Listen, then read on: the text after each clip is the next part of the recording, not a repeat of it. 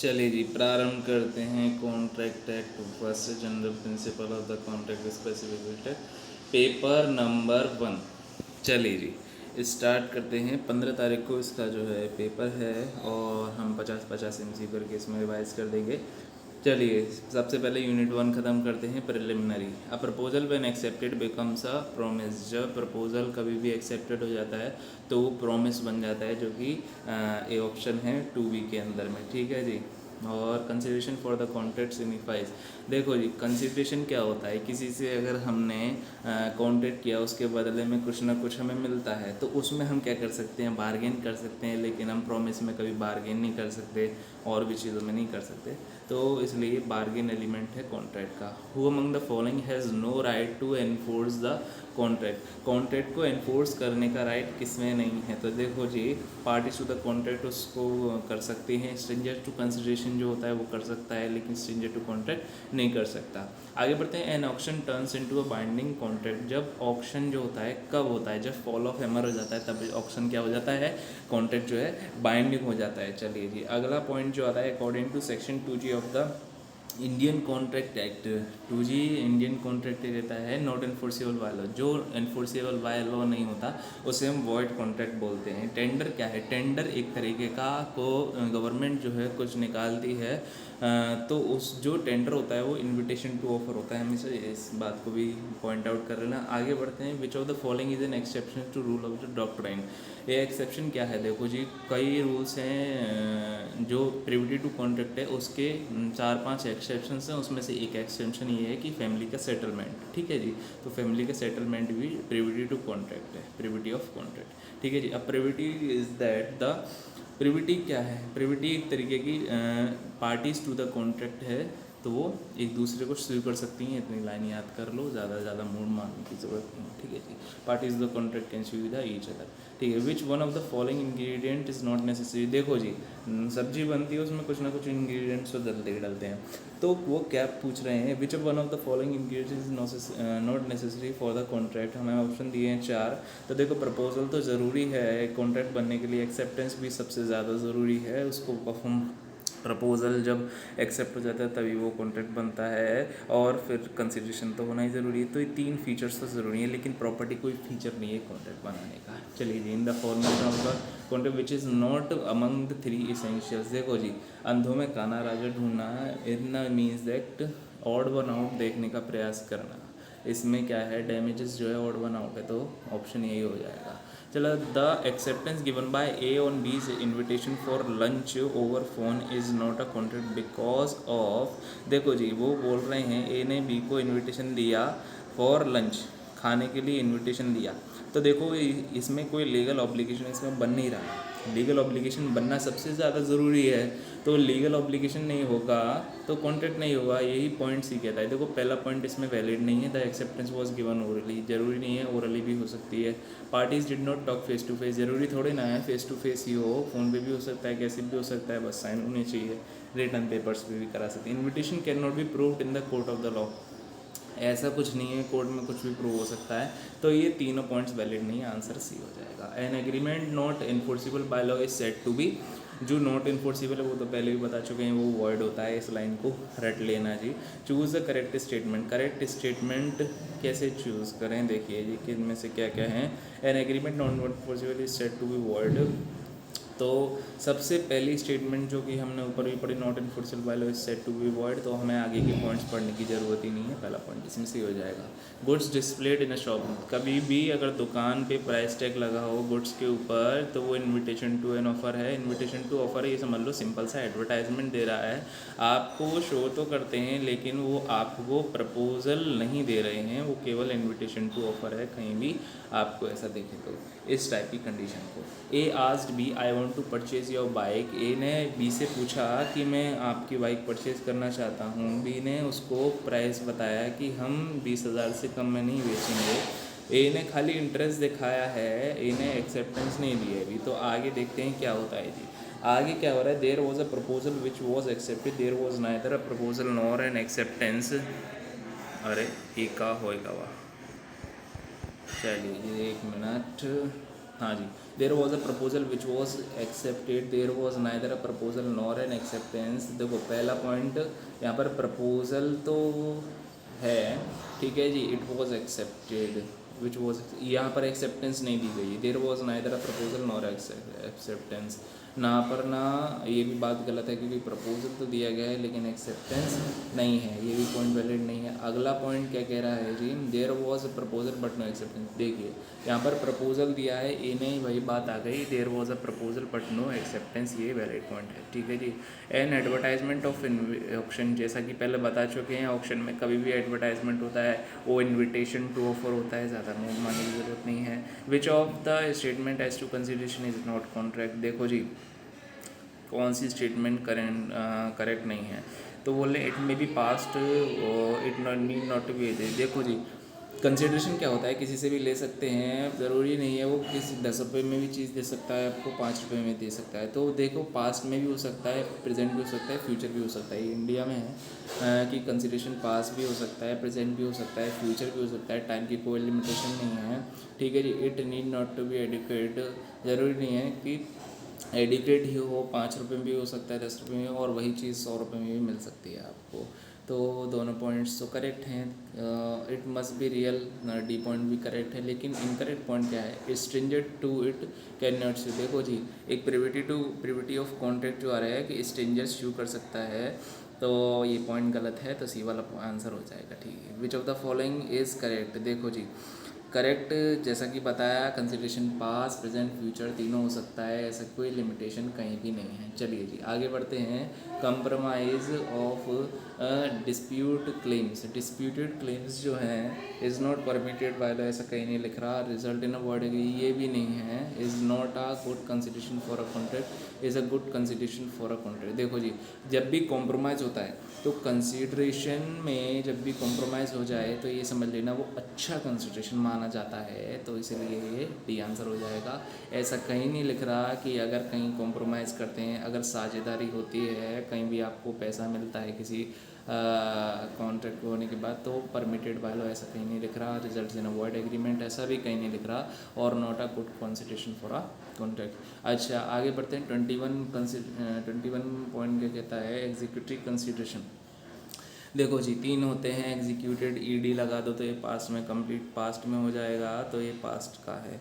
Executory मतलब आने वाले टाइम पे होने वाला है, तो इसमें consist of a promise in future, ये टुकड़े दे रखे हैं इसके। All of the most of the points में ये ध्यान रखना कि ऑल ऑफ द अगर दे रखा हो तो mainly all of the 90% cases में होता है। ये है ट्रिक एमसीक्यू की। चलिए जी an agreement which is enforceable by law at the option of one or more of the parties. देखो जी इस डेफिनेशन को घोट के पी लेना, ये वर्डेबल की है, इसमें पॉइंट क्या याद करना है, not at the option of other और अदर्स और एग्री पार्टी। जहाँ पर एग्री पार्टी लिखा हो और ये लाइन लिखी हो, but not an option of the other और अदर्स वर्डेबल। मैं सिंपल ही बता देता हूँ इसका एग्जाम्पल कि एक इसका मतलब ये है वर्डेबल कॉन्ट्रैक्ट। कौन से कॉन्ट्रैक्ट्स होते हैं वर्डेबल कॉन्ट्रैक्ट्स, वो कॉन्ट्रैक्ट्स होते हैं कि वो किसी और के झोल करने पर वो वर्डेबल हो जाते हैं, ठीक है जी। तो दूसरी पार्टी की झोल करने पर हो जाते हैं वॉइड, तो उसको कहते हैं वॉइड एबल, जो बाद में होने वाले हैं वॉइड, ठीक है जी। तो इसको वर्डेबल कॉन्ट्रैक्ट की डेफिनेशन में डाल देना, 2 पॉइंट याद कर लेना, not at the option of other और अदर्स, तो वर्डेबल कॉन्ट्रैक्ट हो जाएगा। चलो जी आगे बढ़ते हैं। Agreement enforceable by law at the instance of one party and not the other party. 2i, देखो 2i में कौन सी डेफिनेशन आती है, 2i में ही वर्डेबल की डेफिनेशन आ रही है, आई फॉर वर्डेबल, ठीक है जी। आई फॉर वर्डेबल ज़रूरी नहीं है, ये याद कर लेना 2i। देखो 2 के बाद आई आ रहा है वर्ड, ऐसा तो वर्ड कॉन्ट्रैक्ट में भी 2d मान लेना, चलो हटाओ, ऐसा याद कर लो 2i मतलब voidable.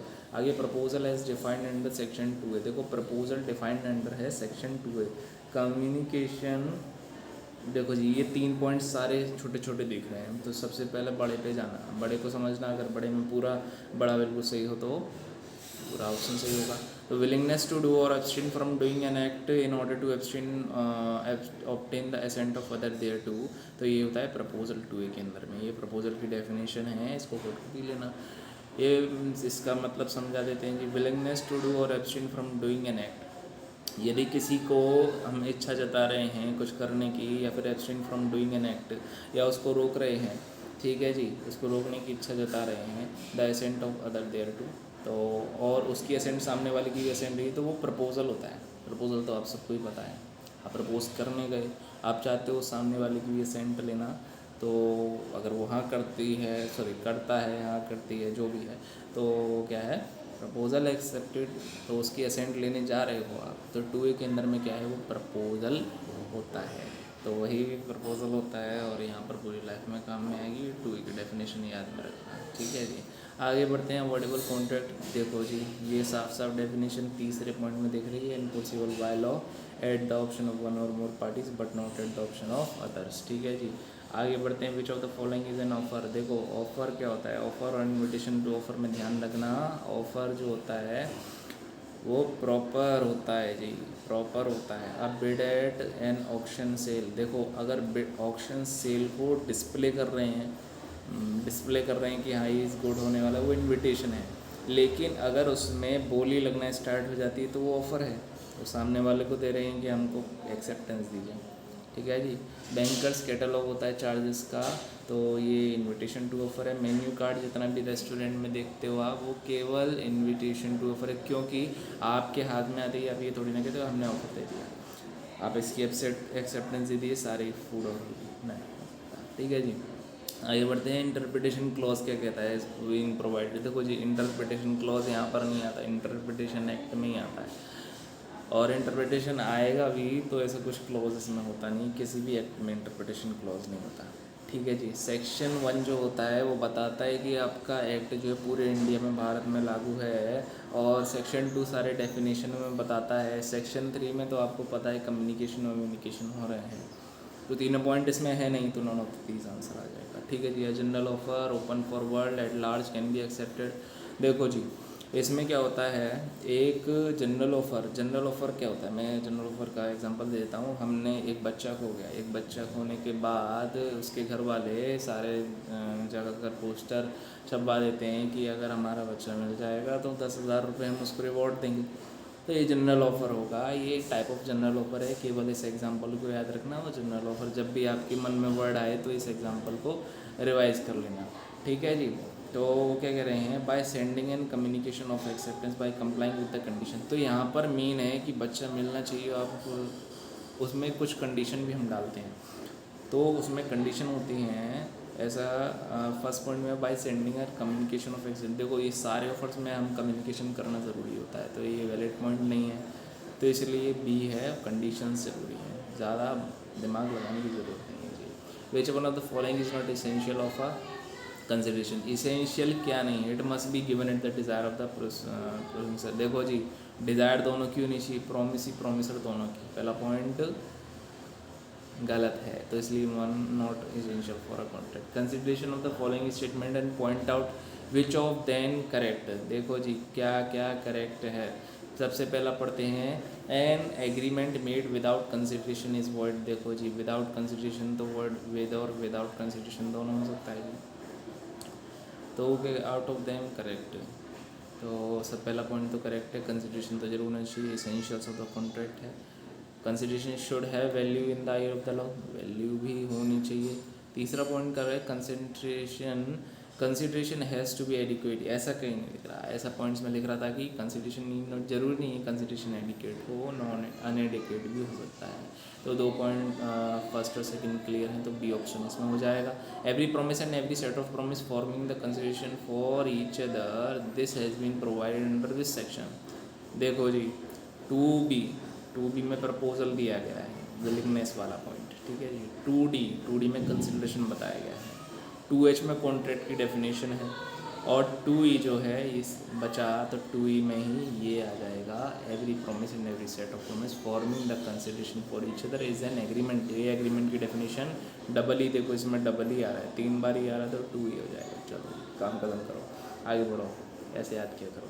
A voidable contract is one which, voidable contract देखो जी, जहाँ मैंने पहले भी बताया था, at the option of other party both the parties नहीं होता है, बी पॉइंट इसमें गलत है, पहला पॉइंट इसमें बिल्कुल सही है, एग्री पार्टी से पीड़ित पार्टी, ठीक है जी, can be enforce at the option of aggrieved party.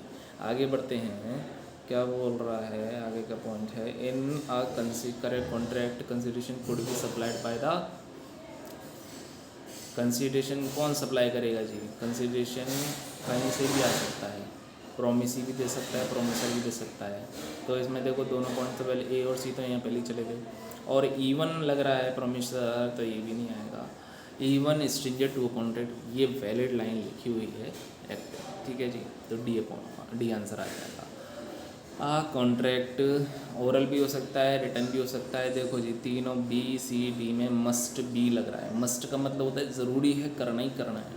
May be का है कि हाँ ये भी हो सकता है और कोई भी होगा, अदर भी ऑप्शन हो सकता है, ठीक है जी, इसमें कोई कंपल्शन नहीं है। तो ओरल है, ओरल भी हो सकता है, रिटर्न भी हो सकता है। One of the basic principle of the common law of the Indian contract is, वो कह रहे हैं one of the basic principle क्या है कॉन्ट्रैक्ट ऑफ लॉ का, the parties to a contract free to determine themself what primary. हाँ ये जो है अच्छा पॉइंट है कि ये कह रहे हैं that the parties to a contract are free to determine, वो फ्री हैं प्राइमरी ऑब्लिगेशन डिटरमाइन करने के लिए। आगे के पॉइंट्स क्या बोल रहे हैं B C D, that the parties can claim damages for, देखो जी ये तो नॉर्मल लाइन है, बेसिक प्रिंसिपल ये नहीं बोलता। और parties can decide for themselves what restitutionary relief they can give to the other. देखो ये दो पॉइंट्स जो दिख रहे हैं वो सेट ऑफ के दिख रहे हैं, set of in the sense साझेदारी के दिख रहे हैं कि बाद में जो है क्या रिजल्ट होता है। तो ये बेसिक प्रिंसिपल नहीं है कॉन्ट्रैक्ट के, बेसिक प्रिंसिपल ए पॉइंट हो जाएगा, ए आंसर हो जाएगा जी। Which one of the following constitutes an offer, देखो जी ऑफर क्या होता है, डिस्प्ले विद प्राइस टैग, ये इन्विटेशन टू एन ऑफर, ये नहीं होगा। एडवर्टाइजमेंट अनाउंसिंग अ रिवॉर्ड, ये जनरल ऑफर का एग्जांपल लग रहा है 5000 को। और would find the missing dog of the advertiser, ये जनरल ऑफर है, इसको साइड में रख देते हैं। दूसरे ऑप्शन देखते हैं, when a man advertises that he has stock of books to sell at the flat rate, देखो जी वो एडवर्टाइज कर रहा है, स्टॉक में रखी हुई है, ये तो इन्विटेशन टू ऑफर हो गया। एन ऑक्शनियर, ऑप्शन में भी ये नहीं आएगा। चलो जी बी पॉइंट इसका आंसर हो गया, चलिए बी आंसर है इसका।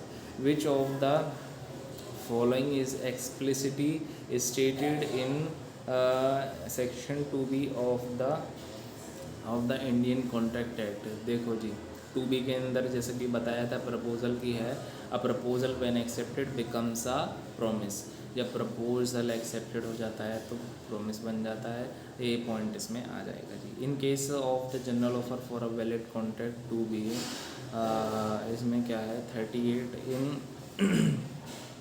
जनरल ऑफर की डेफिनेशन अभी बताई थी। तो an accept the accepted need have the knowledge, देखो नॉलेज सब में होना ज़रूरी है, तो ये पॉइंट गलत हो गया। अब क्या कहते हैं 3 बचे, the acceptor must have the knowledge of the offer before acceptance bye performance, ठीक है जी, पहले ज़रूरी है कि वो नॉलेज हो, बिना नॉलेज के आप लेकर आगे तो नहीं माना जाएगा। एक्सेप्टर में acquired the knowledge of the offer after the performance of the condition for acceptance, after की नहीं है जी, नॉलेज आफ्टर नहीं बिफोर ही होनी चाहिए। Knowledge does not matter so as, देखो जी जनरल ऑफर में एक बात का ध्यान रखना, नॉलेज ज़रूरी होती है और वो भी बिफोर। द इंडियन कॉन्ट्रैक्ट, देखो 2H में डेफिनेशन जैसा कि बताया था, 2H में क्या है कॉन्ट्रैक्ट की डेफिनेशन है। आगे बढ़ते हैं, कंसिडरेशन का मतलब क्या है, कंसिडरेशन का मतलब है must have some values in the eye of the law, must be real, must not be illusory. देखो जी इसमें तीनों पॉइंट खाली अकेले अकेले दिखा दिए गए हैं तो सारे करेक्ट हैं। पास्ट कंसिडरेशन इज वैलिड, देखो पास्ट खाली इंडिया में है, पास्ट केवल इंडिया में है, ऐसे याद कर सकते हैं कि पास्ट जो है इंडिया के लोग जो हैं पास्ट को याद करते रहते हैं तो इंडिया, ठीक है जी। An agreement enforceable by law at the instance of one or more of the parties and not of the others on the others, देखो वर्डेबल बताया था जी, इसका आंसर थोड़ा गलत लग रहा है, फिर भी कोई नहीं, इसका इसको रद्द करना जी, ठीक है जी। 42 हो गए, बाय बाय टाटा, रिवाइज करते रहो इसको। आगे की वीडियोस नेक्स्ट में सब्सक्राइब करें, लाइक करें, शेयर करें और पहुँचाएँ और तक और वीडियोस के लिए धन्यवाद।